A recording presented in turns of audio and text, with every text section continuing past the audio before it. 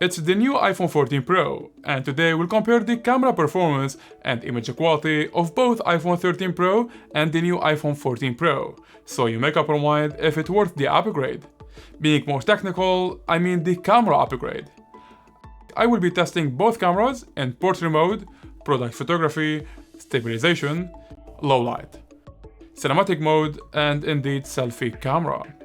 Omar here, and if you're watching me for the first time, I'm a professional photographer and filmmaker, and on this channel we make camera gear reviews.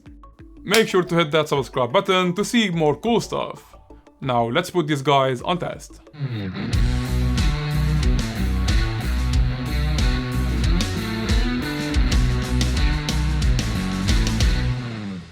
Before getting into a deeper comparison, I will show you images and videos from both iPhones.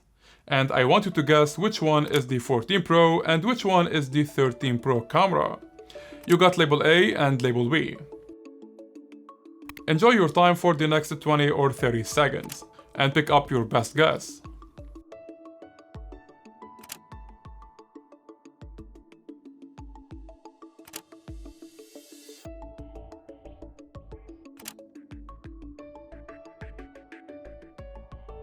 Alright, the show is over and it's time to reveal the identity of each label. We got all iPhone 14 Pro images on label B and the iPhone 13 Pro on label A. This side-by-side comparison will help you out in making a decent decision based on a real-world test. Camera specs. You must probably know the camera specs of the new iPhone 14 Pro, but here we'll discuss it from a professional point of view. Both iPhones 14 and 13 Pro feature 3 cameras: wide, standard, and telephoto. You can call it 0.5x, 1x, and the 3x. However, the 14 Pro has 2x zoom as well. Now we get 4 lens options while having 3 physical lenses only. How comes? Well, the 14 Pro 1x camera featured a 48 megapixel sensor, so the 2x zoom is just a 12 megapixel crop of the 1x camera. You might be outside the photography community, so what's the difference between raw images and normal images? Well, the raw images have more data in it, if you need to recover or to edit any of the highlights or shadows, as well as adjusting the white balance. So playing in raw images give you a much larger room in photo editing. And for your information, the 14 Pro only features a 48 megapixel sensor with the 1x camera. The other 2 lenses, the 0.5 and the 3x, are just 12 megapixel sensor, which is decently enough, by the way.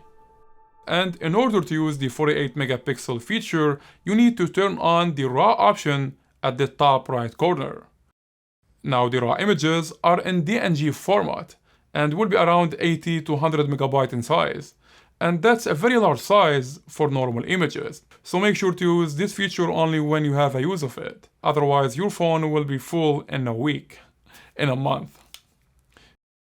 But how can you edit these raw DNG images? You better use Adobe Lightroom for mobile or any other app that's capable to edit raw images.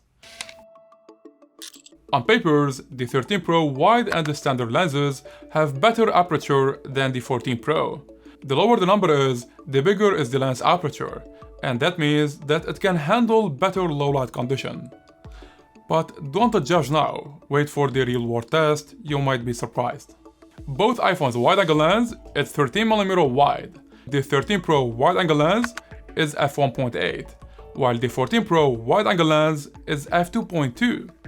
Now jumping to the 1x standard lens. We get a 24mm f1.8 versus 26mm f1.5. The 14 Pro is wider but has less aperture. And in both iPhones, the 3x telephoto lens is 77mm f2.8. That's the specs on paper. And now let's jump to the real world samples. I will be starting with portrait mode first, which in fact has no relation with any of the lens's aperture, because the portrait mode features an artificial out-of-focus background and that's not controlled by any of the lens's aperture. Starting with 1x zoom portrait mode. The 14 Pro is on the left and the 13 Pro is on the right. My first impression is the 14 Pro image is warmer, and that's due to the automatic white balance. Every phone handles it a bit differently. Here in this sample, the 13 Pro image is a bit closer to the model, and that's make the artificial background more blurry. Another example here, both images are not up to my professional feedback. I mean in terms of the artificial blurry background. See here when zooming in, each smartphone deal with it differently. But none of them is the best. Now we're jumping to the 3x zoom portrait mode. Here I see the automatic white balance in the 13 Pro is slightly better. And regarding the other terms, both images look pretty much the same. Enough with the portrait mode, let's check the wide-angle lens on both smartphones. Honestly, I can't tell which one is which camera. And when zooming in to 200%, there is no difference as well. Cinematic video mode was a great invention last year in the previous series, but was limited to 1080 HD videos. Now 4K resolution is supported in the new model. So here we have some samples, and let's see if the 14 Pro has a better artificial performance in separating the background.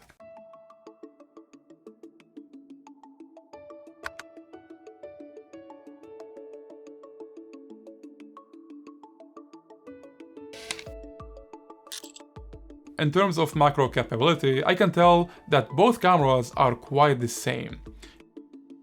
The 14 Pro is slightly sharper. I'm not sure if that's because of the focus point. Probably the 14 Pro is slightly sharper if I'm not mistaken.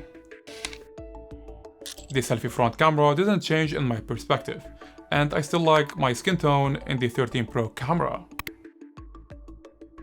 And it's also the same image quality when using the portrait mode. Selfie video camera.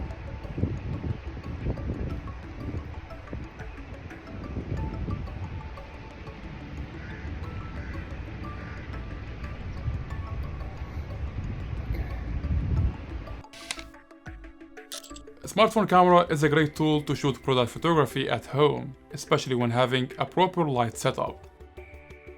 Here I will show you some images that you will probably never guess were taken with an iPhone. My feedback in general that both iPhones can do pretty much the same image quality in such a shoot. Make sure to use a proper light setup, and any of the iPhones would be a decent tool to promote your products online. Although the iPhone 13 Pro wide-angle lens and the standard lens have a larger aperture, both iPhones, the 13 Pro and the 14 Pro, perform quite the same in low light condition, whether when using the long exposure mode or not. And when zooming in to 200%, the 14 Pro is a bit sharper at some point, but it's more like a digital applied sharpness. And when checking another example, at 0.5x wide-angle lens, I can tell the 14 Pro is better in low light. The 13 Pro image quality here looks blurry in low light. Jumping to the 1x zoom. Both cameras share the same image quality so far. Both cameras roughly share the same image quality in low light, but the 14 Pro is slightly better. The 14 Pro front selfie camera is now f1.9, while the 13 Pro front selfie camera is f2.2. And that means the 14 Pro front camera can handle better low light images. Let's see. What do you think?